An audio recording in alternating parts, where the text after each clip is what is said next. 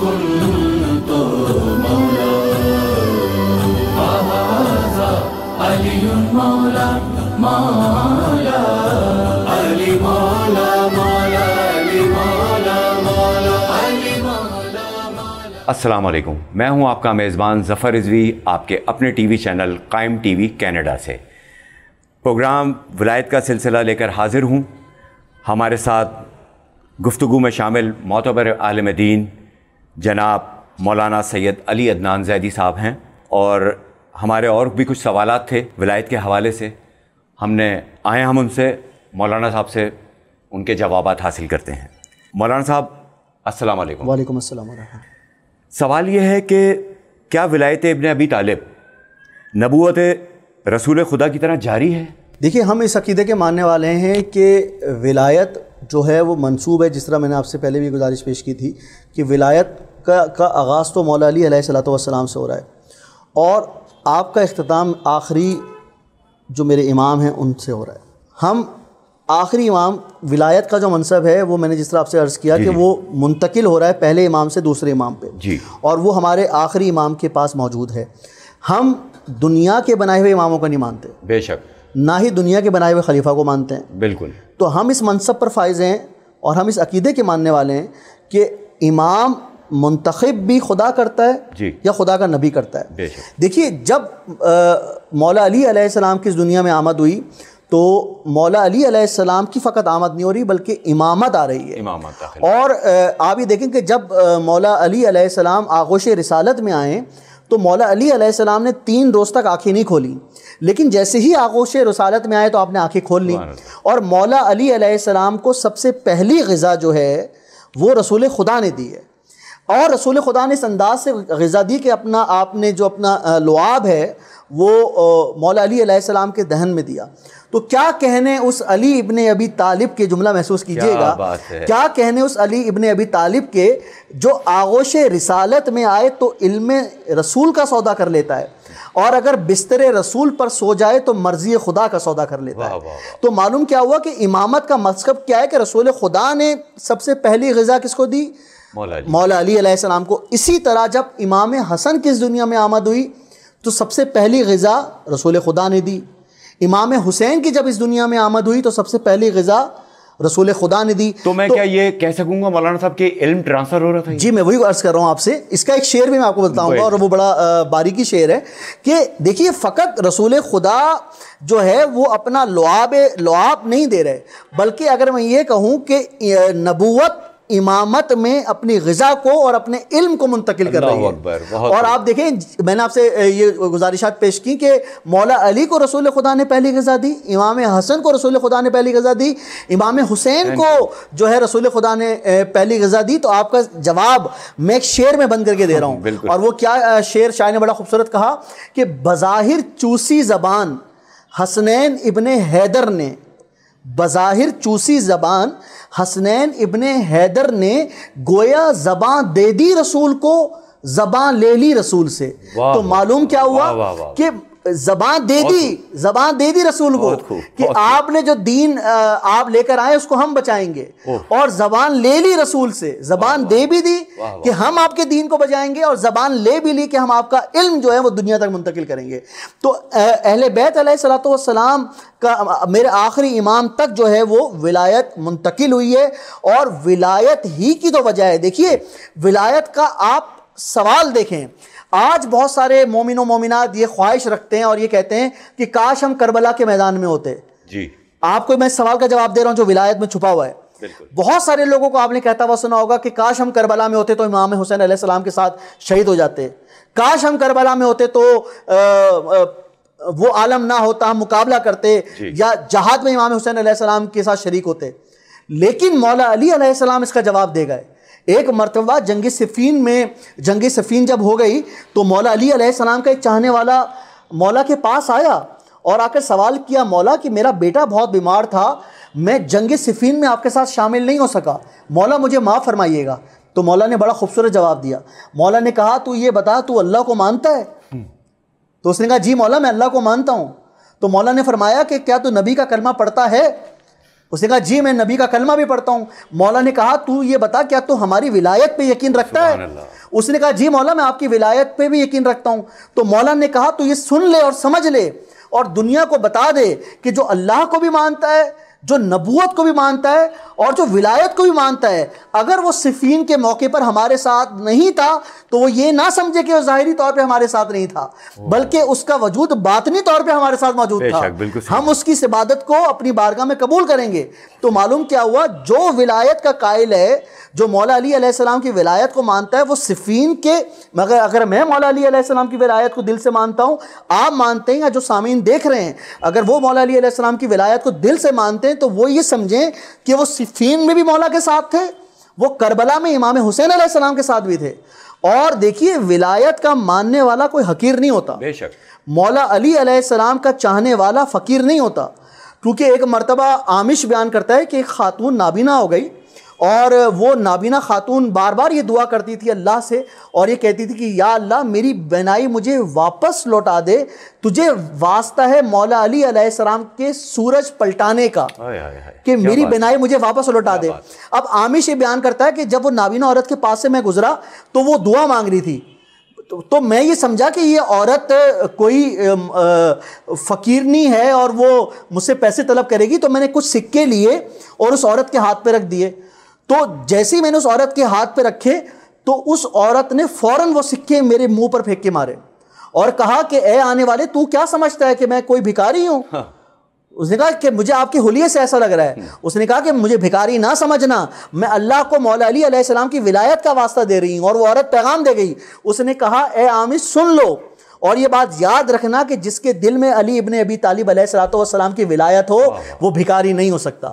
تو معلوم کیا ہوا, مولا علی علیہ السلام کا چاہنے والا کسی بھی انداز سے یہ ولایت, ہم جو اپنے آخری امام کے ماننے والے ہیں اور اللہم کل ولی کل کی جو ہم صدا بلند کرتے ہیں, یہ بھی ولایت کی کڑی ہے. کیونکہ ہم کہتے ہیں کہ یا اللہ یہ اس ولایت کے سلسلے کو میرے آخری امام میں تمام فرما اور ہمیں یہ طاقت دے اور ہمت دے کہ ہم اس ولایت کا استقبال اس انداز سے کر سکیں کہ مولا کے اس لشکر میں شامل ہو جائیں اور کہہ سکیں مولا کہ ہم اسی ولایت پر عمل کرتے ہوئے آپ کی سپاہی بننے کے منتظر. بے شک, بہت اچھی بات کہی مولانا صاحب. یہاں پہ میرا ایک سوال اور ہے آپ سے ہے کہ کیا ہر نبی اپنی امت کا ولی ہوتا ہے؟ دیکھیے ہر نبی اپنی امت کا, اس امت کا ولی ہوتا ہے جب تک وہ نبی موجود ہو, لیکن جب نبی کے بعد دوسرا نبی اللہ تعالیٰ بھیجتا ہے تو ظاہری بات ہے کہ اللہ تعالیٰ اس نبی کو بھیجتا ہے تو پہلے والے نبی کی جو بھی تعلیمات ہیں وہ دوسرے نبی آ کر اس میں اضافہ کر دیتے ہیں یا اس میں تبدیلی کر دیتے ہیں. لیکن جب ہمارے آخری نبی آئے تو آخری نبی کے آنے کے بعد اللہ تعالیٰ نے دین کو ایک طریقے سے دین کو مکمل مولا علی کی ولایت پر کیا اور دنیا کو بتا دیا کہ جو آخری نبی دے کر جا رہے ہیں اس کے بعد دین میں تبدیلی نہیں ہوگی. آج آپ جو دین میں تبدیلی دیکھ رہے ہیں, آج ہماری آپ دین میں کچھ بہت ساری چیزوں کو واجب قرار دے دیا گیا ہمارے اہل سنت بھائیوں کی طرف سے, یا بہت ساری چیزوں میں اضافہ کر دیا گیا, وہ رسول خدا کی دین نہیں ہے. دیکھیے شریعت محمدی کیا ہے, اطیعوا اللہ واطیعوا الرسول واولی الامر منکم, کہ اطاعت کرو اللہ کے اور اس کے رسول کی. رسول کی اطاعت کیا ہے کہ رسول نے جو دیا وہ لے لو, جس سے منع کر دیا اس سے رک جاؤ. اب اگر میں کوئی اذان دے رہا ہوں تو وہ وہی اذان ہے جو نبی نے دی, مطلب امنڈمنٹ نہیں کر سکتے ہم اس میں کوئی تبدیلی نہیں کر سکتے, یہ شریعت کے خلاف ہے.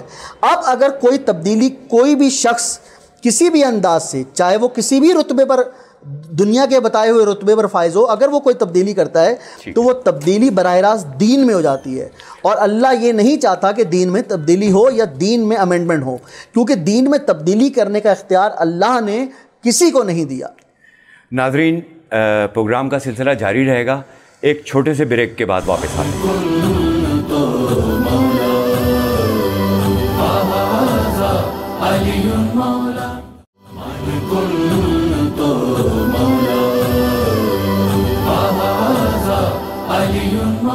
ہم اپنے ولایت کے پروگرام کو سلسلہ جاری رکھتے ہوئے مولانا صاحب کے پاس دوبارہ چلتے ہیں اور رہنمائی حاصل کرتے ہیں. مولانا صاحب یہ بتائیں کہ ولایت کا انکار اور اس کا انجام, اس پہ تفصیلی روشنی ڈالیں ذرا سی. دیکھیے ہم قرآن کا انکار نہیں کر سکتے, ٹھیک ہے, کیونکہ قرآن ایک اٹل حقیقت ہے, ایک اٹل فیصلہ ہے اللہ کا. ٹھیک ہے. ہم نماز کا انکار نہیں کر سکتے, ٹھیک ہے. اگر ہم نماز کا انکار کریں گے تو مشرک ہو جائیں گے. ٹھیک. اگر ہم قرآن کا انکار کریں گے تو مشرک ہو جائیں گے. اگر ہم محمد مصطفیٰ صلی اللہ علیہ وآلہ وسلم کو آخری نبی نہیں مانیں گے تو ہم دائرہ اسلام سے خارج ہو جائیں گے۔ اسی یقین کے ساتھ جس طرح ہمارا اللہ پر یقین ہے، جس طرح ہمارا قرآن پر یقین ہے، جس طرح ہمارا نبوت پر یقین ہے، اور جس طرح ہمارا آخری نبی پر یقین ہے، اتنا ہی یقین ہمارا ہونا چاہیے ولایت علی ابن ابی طالب پر۔ بے شک، کیونکہ اگر ہم اپنے دل سے ولایت کو نکال دیں، اگر میں یہ چاہوں کہ میں مولا علی علیہ السلام کی ولایت پر عمل کیے بغیر دین پر عمل کرنا شروع کر دوں، تو یقینی طور پر میری کوئی عبادت قبول نہیں ہوگی، بلکہ اللہ خود کہتا ہے کہ ایسی عبادت کو، ایسی نمازوں کو منہ پر مار دیا جائے گا۔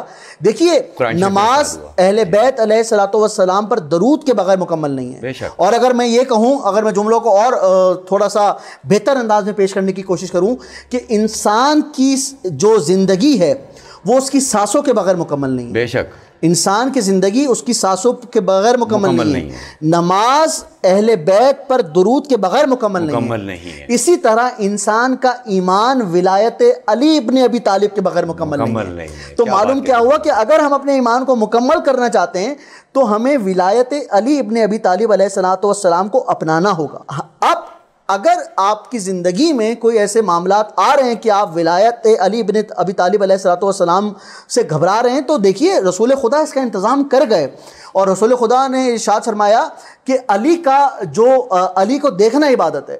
دیکھیے آپ، یہ ولایت کی بات ہو رہی ہے نا، کہ علی کو دیکھنا عبادت ہے۔ کسی نے سوال کیا، یا رسول اللہ جب مولا علی علیہ السلام کا ظاہری وجود اس دنیا میں موجود نہیں ہوگا تو آپ پھر کیا کریں گے؟ تو آپ نے کہا کہ مولا علی علیہ السلام کا ذکر عبادت ہے۔ تو کسی نے سوال کیا، یا رسول خدا یہ بتائیں کہ جب مولا علی علیہ السلام کے ذکر پر معاذ اللہ پابندی ہوگی تو ہم کیسے اس عبادت کا حصہ بنیں؟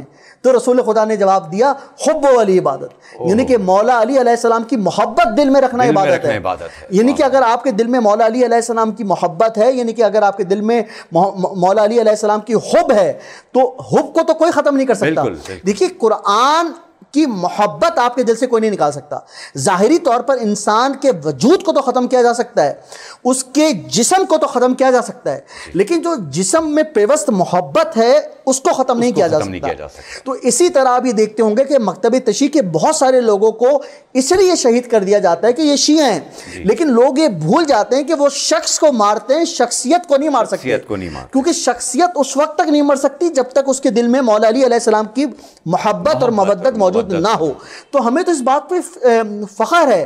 دیکھیے من مات علی حب آل محمد مات شہیدہ، کہ جو شخص مولا علی علیہ السلام اور اہل بیت علیہ السلام کی محبت میں مرا وہ شہید ہے۔ تو یہ مولا علی علیہ السلام کی محبت اور ان سے مودت اس بات کا اعلان ہے کہ ہمارا دین مکمل نہیں ہے مولا علی علیہ السلام کی تعلیمات کے بغیر۔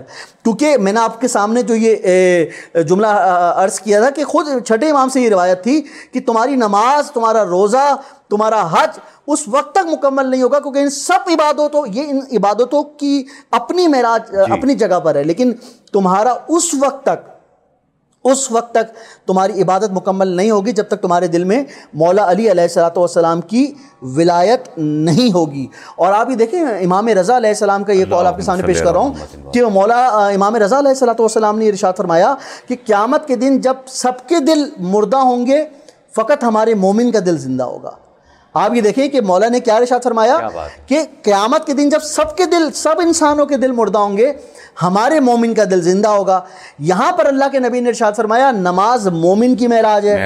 اب آپ یہ دیکھیں رسول خدا نے یہ نہیں کہا کہ نماز مسلمان کی معراج ہے، رسول خدا نے ارشاد فرمایا نماز مومن کی معراج ہے۔ وہاں پر امام رضا فرما رہے ہیں کہ قیامت کے دن جب سب کے دل مردہ ہوں گے، ہمارے مومن کا دل زندہ ہوگا۔ تو یہاں پر رسول خدا کہہ رہے ہیں نماز مومن کی معراج ہے، امام رضا کہہ رہے ہیں سب کے دل مردار ہوں گے، ہمارے مومن کا دل زندہ ہوگا۔ تو میں پوچھوں یا رسول خدا یا مولا رضا، یہ مسلمان کون ہے، یہ مومن کون ہے؟